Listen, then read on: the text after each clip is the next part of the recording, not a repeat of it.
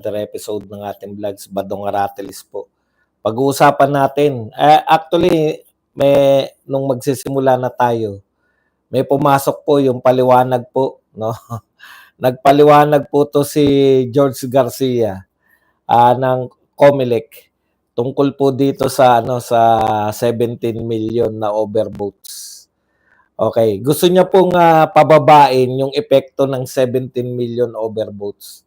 Pero hindi po tayo papayag sa mga paliwanag na ganito, no? Yung mga ganitong paliwanag po, hindi po katanggap-tanggap, no? Katulad po ng nakaupo sa Malacanang, panay-paikutan 17 million overvotes. Ang meaning po niyan, 17 million, 17 million po yung mga tao na hindi binasa yung kanilang boto. Ang dami niyong pinapaliwanag, no? Okay, mamaya pag-uusapan natin yan. Pag-uusapan din po natin, ito po si Abby Binay. Curious case. Kasi nakita ko po yung naawa naman ako kay sino yung ate niya? Si Nancy Binay. Naawa daw sila kay Abby Binay. Natalo na sa senador, bagamat umaasa sila na panalo dahil ang taas sa survey. Pero natalo pa raw, no? Tapos yung kanyang asawa na siya ang tumalo. Asawa ni Abby Binay sa Makati, natalo niya naman. Nakakaawa naman daw, talunan yung mag-asawa. Sana maging cautionary tale to. Actually, ang nagpatalo sa iyo, Abby Binay, yung bibig mo, last minute, binanatan mo si BP Sara tungkol sa 20 pesos na bigas. At syempre, ito po, no, yung kitang-kita po rito yung double talk ng ating Pangulo. Sa isang banda, nagsasalita siya na reconciliation with the Dutertes. Pero sa binunyag po ni Senator Bato na yung ICC po ay nariyan, no? Sa Pasay Hotels. Nakabook po sa Pasay Hotels at nanghaharas ng mga PNP officers para papirmahin, no? Idiin lalo si Tatay Digong at saka si Senator Bato. Yan po mga pag-uusapan natin, pero bago yan, kung bago ka pa lang dito sa ating channel, mag-subscribe ka na. Dahil ito lang ang tanging channel na may kinikilingan, may pinapanigan, una sa balita, uli sa impormasyon, kaya ano pang hinihintay nyo? Pindot na, okay. Bukas, start na po yung Birada Agila, DZAR, no? Alas 2 hanggang alas 3 ng hapon. Medyo excited na po tayo sa ating bagong larangan na tatahakin. Magiging broadcaster naman tayo sa radyo. Okay, pag-usapan natin, no? Ito po, nakakatawa po to. Ito, yung sinabi po ni Garcia. Basahin lang natin.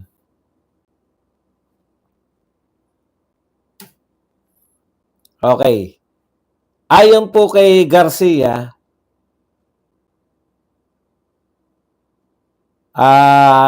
itinanggi umabot ng 17 million botante ang overvote o sumobra ang binoto kandidato nitong elections. Okay. 17 million ang overvotes, pero votes po yun, hindi po tao. Sa statistics po, 17 million, may 12 senador doon sa 17 million na hindi nakinabang ng boto. So, dapat po yan, 17 million divided by 12. Kasi po, yung 12 na yan, hindi po nakakuha ng boto. So, 17 divided by 12, that's 1.3 million na mga kababayan po natin ay nag-overvote. Malaki nga naman yung diferensya ng 17 million at 1.3 million overvote. Hindi naman po sa amin galing yung 17 million. Ibig nyo sabihin, bakit hindi na lang po sinabi na 1.3 million yung overvote? Bakit sinabi pa po na 17 million yung overvote? Ito po ang classic na nalakihan tayo, 17 million, sabi natin, ang overvote, ibig sabihin yan, kaya po niya magpanalo ng mga senador. Kasi ilan lang yung boto ng mga senador na nasa bandang ibaba, di ba? 13 million. Si Senator Amy, 13 million yung boto niya. Ito po, 17 million. Kaya po kami gulat na gulat. Bakit may 17 million na boto, kayang magpanalo niyan ng mga senador? Ito pong mga ganitong paliwanag ni Comelec Garcia, mas lalo po ito nakakagulo sa amin. Hindi po ba? Paano mangyayari na yung 17 million na overvotes ay 1.3 million lang na overvotes? O, kita niyo po kung paano tayo nililito? Nagpahayag na nga yung dating Comelec Commissioner, si Rowena Guanzon. No?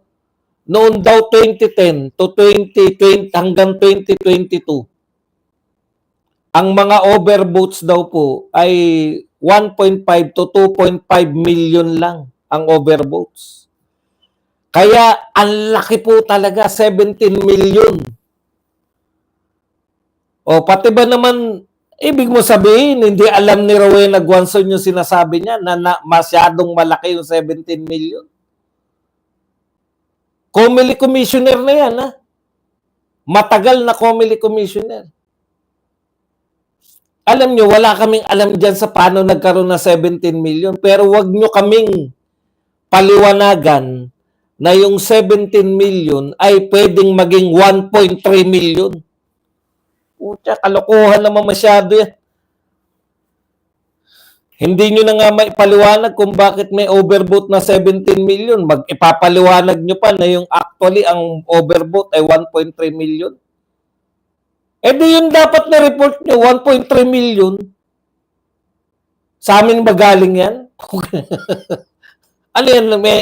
Merong vlogger na nag-invento, nagsunuran lang kami lahat. Overvote niya. Ibig sabihin, sa pagkakaunawa po namin, yung tao, imbes na 12, ang overvote sa pagkakaunawa namin, pera na lang kung may iba kayong paliwanag, taga-Comelec, ang overvote sa pagkakapaniwala namin, yung taong bumoto siya ng over sa 12. Over sa 12 yung binoto. Paano mangyayari? Ito po, legit na balita to, Abante News to. Paano mangyayari na may iba pang paliwanag pala yung overvote? Di dapat, alam niyo po, yung mga paikot-ikot na mga paliwanag, hindi po, yan po pagkakaiba ng mga Duterte. No? Wala pong paikot-ikot. Ang mga Duterte, pag sinabi nila, yun na. Pati yung mga, hindi po kaya ng manual recounting. Imposible po yan, Roma. Ang sinasabi natin, pati ba naman data na galing sa inyo, binabaluktot pa rin nyo. Ipaliwanag nyo paano nagkaroon ng 17 million na overvotes. Hindi nyo pa paliwanag na ang nakinabang, ganito, 12 kasi yung senador. So kaya, anak ng tinapay naman, no? Ikot-ikot. Direct to the point. Bakit may 17.5 million na, 17 million na overvotes? Kaya masarap talaga yung simplified na mga paliwanag. Ang hirap pong tanggapin. Itong gobyerno natin, pare-pareho. Ganyan magpaliwanag, umuunlad ang ekonomiya. Asan ang umuunlad ang ekonomiya? Tagumpay. Panay kayo paikot. Nagsasalita yung Pangulo. Ituloy na natin. Nagsasalita yung Pangulo. Pwede tayong makipagrekonsilasyon sa mga Duterte. Kasi ayaw ko na ng kaaway. Gusto ko ng mga kaibigan. Rekonsilasyon ng salita sa mga Duterte. Kinabukasan, binanatang kagad ni Anticler. Paano gagawin natin? Ikot na naman. Umiikot na naman. Puta, kami ba nang hingi ng rekonsilyasyon? Mga Duterte ba nang hingi ng rekonsilyasyon? Hindi naman po Duterte humingi ng rekonsilyasyon. Si BBM. Tapos, pag nagsalita na si Antikl, umiikot na. Hindi na namin alam. Ano ba nangyari? May mga katarungan pa nalalaman. Huwag na kayo magsalita na rekonsilyasyon. Sabihin nyo, dudukdukin namin, dudurugin na namin mga Duterte para isahan na lang. Hindi yung kung ano-ano mga pinagsabi. Panay kayo ikutan. Pinaiikot nyo. Rekonsilyasyon tayo, ha? Sabi ni Antikla, wala kami naintindihan na sa mga pinagsabi nyo. Wala kami naintindihan sa mga pinagsasabi nyo. Hindi kami nawagan. Kaya kayo, protest vote yan. Yung pagkatalo ninyo na inaamin nyo na natalo kayo, pinaka-worst performance, worst performance in a midterm election by a sitting president. Wala po yan. Anong gagawin sa reconciliation? Wala lang. Kinabukasan, sibaking kagad ni Anticler. Imbis na may impact, lalong ginagalit nyo yung mga Duterte. Okay.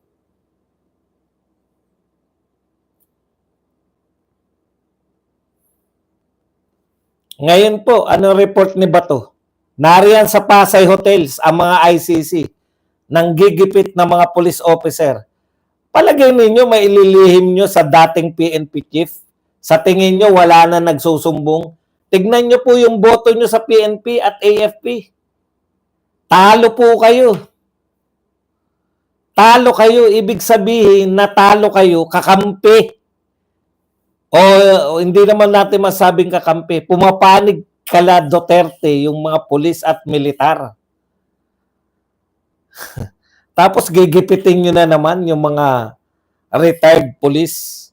Sasabihin nyo pag hindi sila pumirma na magdidiin kay Bato at kay Duterte, pag hindi sila pumirma, sila ang ididiin sa kaso. Sabihin nyo sinungaling si Bato. Never ko pa narinig na nagsinungaling si Bato. Yan sinasabi ni Bato, totoo yan. Bakit hindi mo palayasin yung mga ICC? Okay. Di ba? Simple lang. May ICC ba rito? I-deport nyo. Hanggat nananatili yan dyan, pucha, tapos nagsasalita na reconciliation sa Duterte. Tapos narito yung ICC. Ano yung sabi ng isa nag-comment? Tayo lang yata ang tanging bansang hindi miyembro ng ICC. Ulitin ko tayo lang ang tanging bansang hindi miyembro ng ICC. Pero napaka-active makipagtulungan sa ICC. Ibang klase. Hindi tayo miyembro, napaka-active ng pakikipagtulungan natin.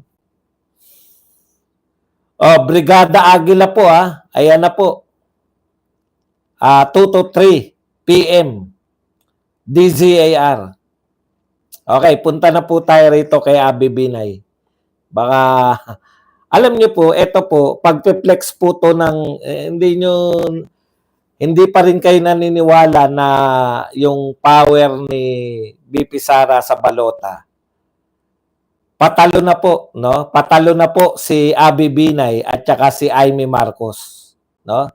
Ramdam po nila 'yan. Kaya nga nila tinabla na 'yung alyansa di ba? Kaya po nila tinabla 'yung alyansa dahil matatalo tayo rito. Pabagsak na. Naghihingalo na 'yung kanilang kandidatura kahit na gumagastos sila ng bilyon-bilyon. Ano ba sinabi ko? Camille Villar. Yan. Maraming salamat sa nagko-correct. Si Camille Villar at saka si Amy Marcos ay pahulog na, no? Patapos na yung karera eh. Okay. Ngayon po, ito po, marami po tayong matututunan dito sa 2025 election na to. Una, ang bilis po ng viral po yung balita, no? Kalimutan nyo na yung mga survey na yan.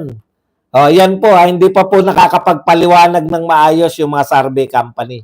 Oy, mga survey company, ano na, dati ang lalakas nyo, no? Ang lalakas nila. Ito, bago, numero, kung ano man yan, no limit hangere.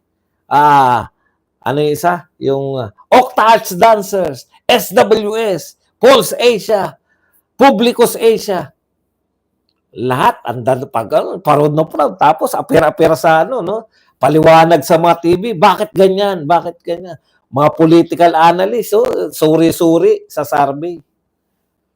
Ang hindi nyo naunawaan, katulad ng social media, ang bilis ng pagdating ng balita, mabilis ding mawala. Ngayon, ang balita ngayon, bukas luma na. Ganun po kabilis ang impormasyon ngayon. Naalala ko dati nung nagsimula yung mga viral na yan. Pag sinabing viral, mga isang buwan na, di ba? Sila Yaya Dubs, naalala nyo, no? Yung mga viral ng mga bata na ginagaya nila Yaya Dubs. Matagal eh. Ha? Pati mga sayaw, putya, matagal. Ngayon, si Elias na lang to. Si Elias na lang yung tumatagal na viral eh. Yung huli yatang viral na sayaw-sayaw, yung ano yun, yung sinasayaw ng malaki katawan. Nalaos na rin yata kaso. Okay. Sa madaling salita, no? Sa madaling salita, mga kapatid, mabilis ang pasok ng balita ngayon. Hindi nyo na pwedeng ang survey ninyo na ginawa nung Marso, ilalabas nyo ng May. Kalokohan eh. Ngayon, mag-survey ka ngayon, bukas, may nangyaring balita, iba na labas. Yan ang hindi nyo kayang ipaliwanag, mga survey company. Di ba? Hindi nyo kayang ipaliwanag yun eh. Hindi, may sayaw yung yung malaki katawan, yung sinasayaw ng lahat. Sino na nga yun? Eruption, yun. Ano yung sinasayaw? Ano yung sinasayaw ng eruption? Puta. Yun na huling matagal eh, di ba? Yung sinayaw ng lahat, yung mga ganun-ganun. Ting-ting-ting. Yun. Wala na. Wala na pong anong ganun. Wala na sayawan na miski nga kayong kay Elias eh. Meron na naman bago kagad si Elias eh, di ba? Dalawa na yung viral ni Elias eh. Jumbo hotdog. Hindi, yung ting-ting-ting-ting nga. Okay na tayo yan sa ting-ting-ting. Okay, ang point ko lang, nangyari ngayon, viral ngayon, mga 2 araw lang, iba na naman yung viral. hindi ko na pag-aralan yung ting-ting-ting. Baduy na baduy ako doon kay Elias kasi.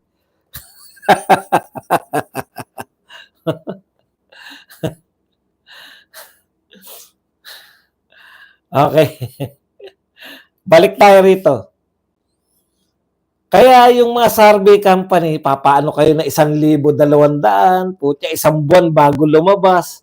Lumabas yung survey nyo, magtataka pa mga tao, ha? Ito pa rin, nakulong na si Tatay Digong. Paano yung mga kalaban pa rin, wala pa rin pumapasok na Duterte.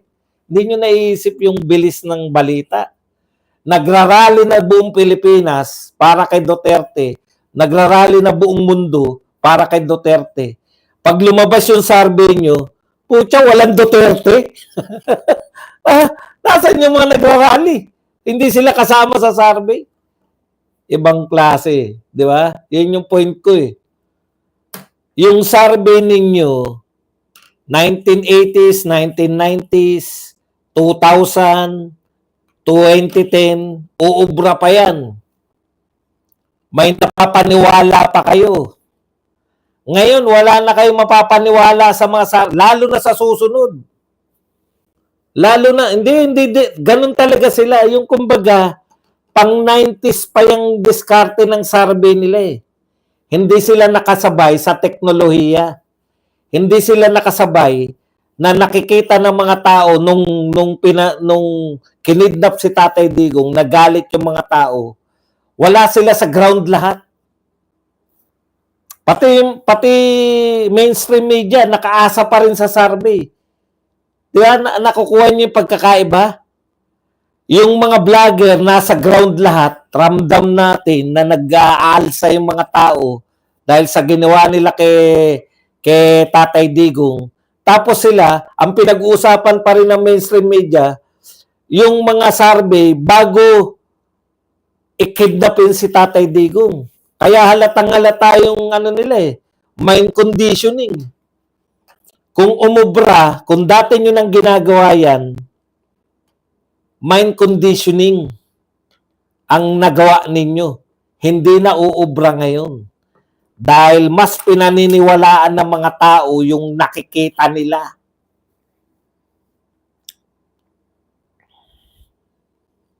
O, di dun ka kay Tequila. Hindi ka pala naniniwala sa akin, puta. Pinopromote mo pa yung programa namin. Hindi ka naman pala naniniwala sa akin. Gusto mo pala kay Tequila. Anak ng tinapay, oh. Okay, magpo-promote dito ng ibang vlogger. Eh kung mas magaling sila, di mas magaling, wala akong pakialam. Ang sinasabi ko po to, practical tong mga sinasabi ko. No? Hindi ko rin kayang ipaliwanag yan. Kung may nakakapagpaliwanag po sa ginagawa ng survey, di mabuti.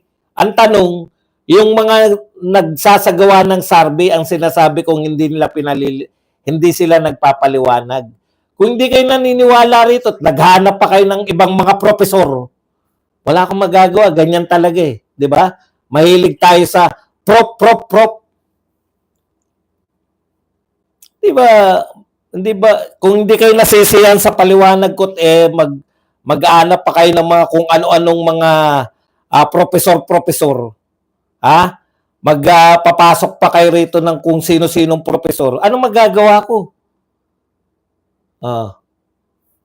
Wala akong pakialam kung sino man professor nagsasalita. Eto sinasabi ko through experience. Naipaliwanag na ba ng kahit sinong professor bakit palpak ang lahat ng survey? Wala naman silang paliwanag eh. Ang sinasabi ko sa inyong lahat, no? Tapos na yung paraan nila, kinain sila ng bilis ng impormasyon. Kinain sila. Yung ginagawa nilang sistema nung 1990s, 2020, 20s, 2000, baka hindi na yan uubra hanggang 2010s. Baka hindi na yan uubra ngayon 2020s. Kasi ang bilis na ngayon. Ganda ng usapan natin. Papasukan nyo ako na maganda magpaliwanag. Sige nga, ano paliwanag nila? Bakit palpak ang mga survey? Sige, yung nagsabing maganda yung paliwanag ng kung sinong profesor. Ano raw ang magandang paliwanag? Bakit palpak ang mga survey?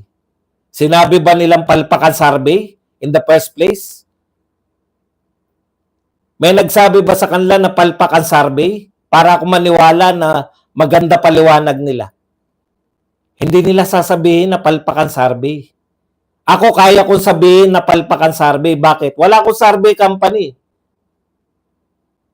Wala akong survey company na ipagtatanggol. Hindi ako nabubuhay sa survey. Yung mga profesor na yan, kampihan yan. Kinakailangan nila dahil pumalpak lahat ng survey, as in lahat ng survey pumalpak, kinakailangan nilang magsaluhan ng paliwanag. Sige, isa lang. Yung nagsasabing may magaling na nagpaliwanag, bakit daw palpak yung mga survey? Inamin ba nila na palpak sila o hindi?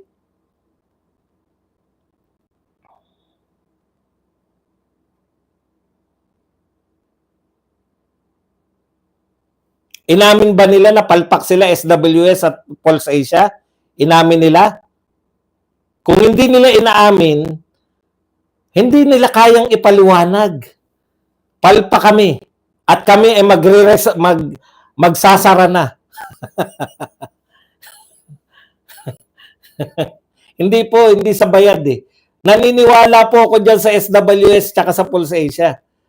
Ang sinasabi ko, kinain na sila ng bilis ng pagpasok ng impormasyon. Hindi. Nasa ano po tayo? ESG opinion. Ito po topic ko. Huwag kang mag-alala, hindi ako lumalarga. Ang sinasabi ko, sila ay hindi naka-adapt sa bilis. Okay. Halimbawa, ako, kaya kong i-adapt kasi wala akong survey company. Di ba? Ako sa tingin ko mananalo si Abby Binay. Panalo si Abby Binay kasi ganito mag-isip ang mga Pilipino. Ang ganda nga ng Makati, di ba?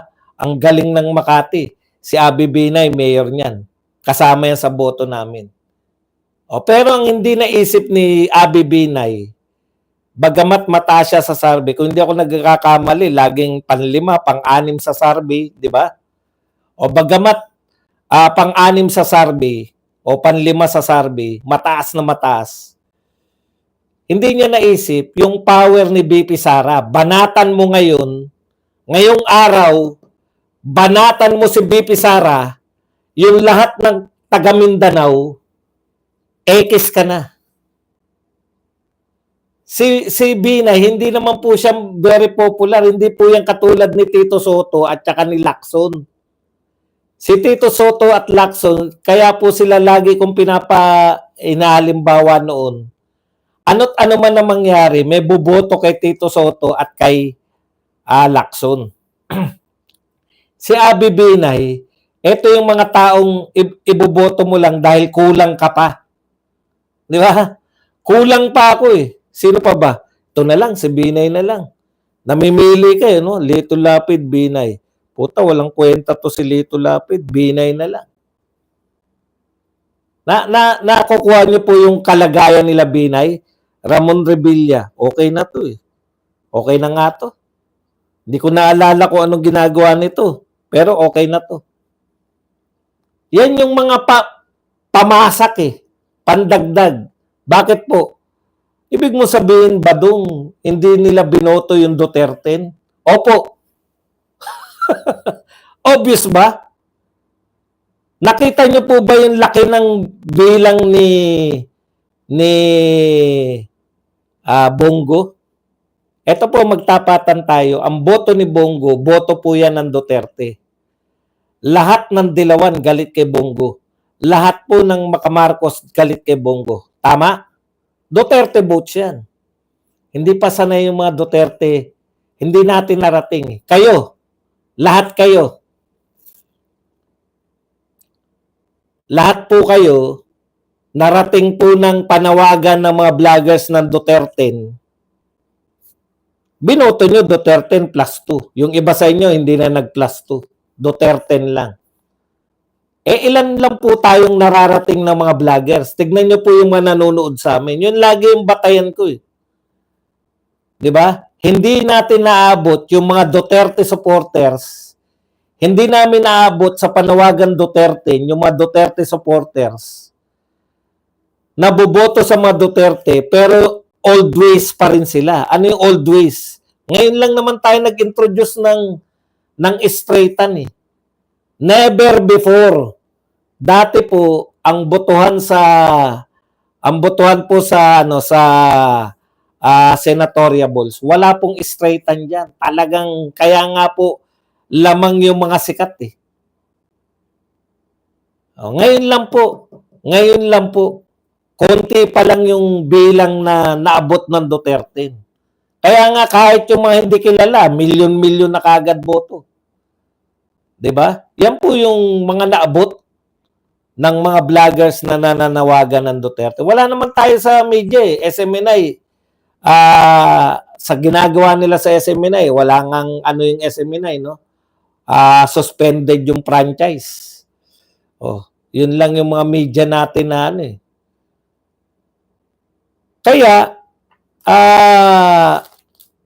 yun po yung talo nung ano, kaya hindi natin naabot yung maraming supporters na mag-Duterte sila. Yun po yun eh. Ngayon, kung traditional po yung pagboto nila, panalo na si Abby Binay. Ipapasok mo yan eh. Po siya nakita nila. Nagsalita si BP Sara tungkol sa 20 pesos na bigas. Bumanat yung Abby Binay. Nagpakilala ka ha. Kontra ka pala sa mga Duterte, X ka na. Ayan. Yan yung tunay na nangyari.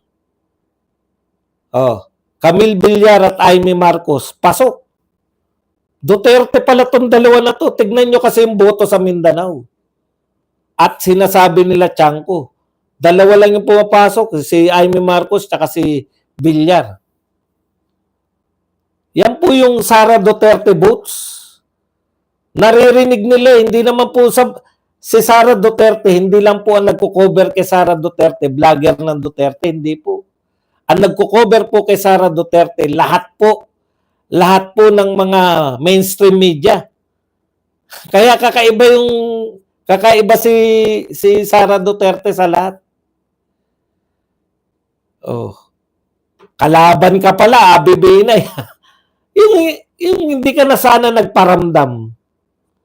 Hindi ka na sana nagparamdam na ikaw ay ang daming gumawa niya. Si Lacson, si Tito Soto. Mga hindi nagparamdam. Si Lito Lapid. Hindi nagparamdam, hindi nagpaparamdam. Puta, kulang pa ako. Si Pinuno na lang. Lito Lapid na lang. Ako, sa tingin ko, yung nagpatalo kay Ramon Revilla, yung sumayaw pa ng budots eh. Ano yung sabi niyo? Kung Ebat Adan kung Ebat Adan sana sinayaw mo, di 6 years ago mo pa sinayaw yan. Ano palagay mo sa mga tao? Yung naasar pa yung mga tao, di ba? Anong Gen Z votes? Hindi po totoo yan. Ito merong mga patawa rito yung mga pinklawan tsaka mga dilawan. Mga pink tsaka dilaw. Tsaka Gen Z daw nagpanalo kay Kiko at tsaka kay Bam Aquino. Alam niyo sa totoo lang, meron naman talagang boto yung dilaw tsaka pink eh. Pero konti lang. 'Di ba? Wais yung mga yan eh. Manggagamit. Inugnay nila ng inugnay. Siyempre, yung mga Marcos, alam nyo naman, feeling ng mga Marcos kasi, ang lakas-lakas nila. Di ba? Feeling ng mga supporter ni Marcos, ang lakas-lakas nila. Sila yung magpapasya. Boto nila kung sino iboto nila, yun ang mananalo. Di ba? Yan yung pakiramdam ng mga Marcos eh. Puta, bakit namin iboboto yan si Amy? Inaaway niya yung mga Marcos. Kapatid niya, inaaway niya, Taksil. X. Camille Villar, nagpa-endorso ka kay Inday, yari ka sa amin. Papalit namin si Bam Aquino tsaka si doon sila nadali. Yung boto ni Bam Aquino tsaka ni Kiko, puta, solo nila yung mga pink lawan yan di ba? Mga pink, ang mga binoto niya, si Heidi Mendoza, sila Luke Espiritu, sila Lodi, at saka yung mga Makabayan Black, yung mga binoto ng mga yan, di ba? Pucha, yan yung mga binoto nila. Tapos, nagpaangka sila dito. Ayaw nyo, boto nyo na lang. May mga sulso. Iboto nyo lang si Kiko tsaka si Bam. Boto na lang namin to si Kiko tsaka si Bam. Paningit lang kayo, hindi kayo talaga ang Gen Z. Pucha, lalaban kayo kagad, presidente. Tama yun, magpresidente kayo kagad para mawala na kayo sa mundong ibabaw. Kiko Bam ba? Bam Kiko? Call kami dyan. Konti na lang nga yung boto ninyo. Mag-ati-ati pa kayo ni Martin Romualdez, mga Tulpo, mga Kiko Bam. Si Risa Ontiveros gusto rin tumakbo. O kami, solid kami. Duterte solid. Kaya nyo bang tibagin yun? Yan yung mga minsan, yung wala ka pa namang say sa national, lalo na sa national politics. Naghihingalo na nga yung pamilyang Binay sa national politics. Umasta ka pa, no?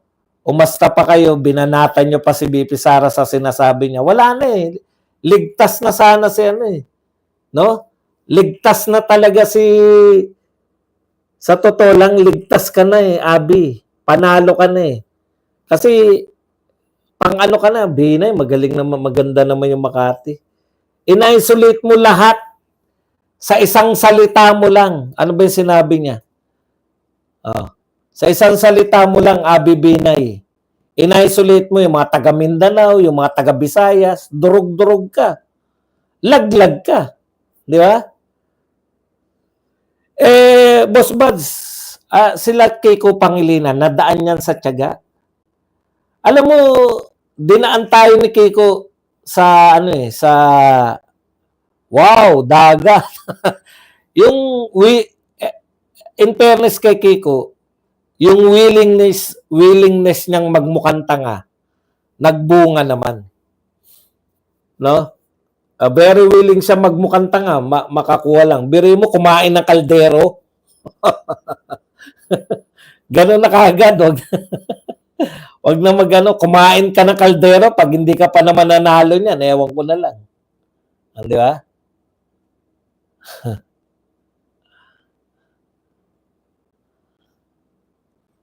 Okay.